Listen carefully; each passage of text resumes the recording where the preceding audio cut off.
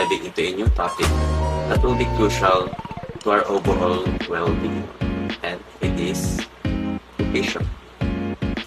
You've probably heard the phrase, you are what you eat, and it will not be more true. The food we consume plays a significant role in how our bodies function and feel. Nutrition isn't all about counting calories or following fad diets. It's about nourishing our bodies with essential vitamins, minerals, and nutrients they need to thrive.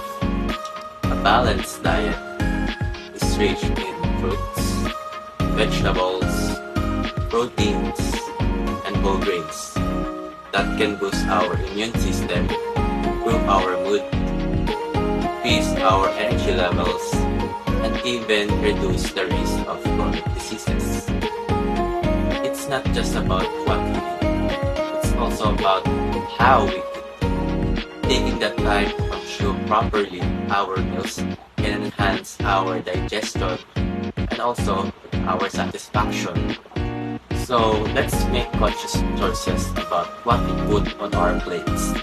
Because when we are prioritizing nutrition, we're investing in long-term health and happiness.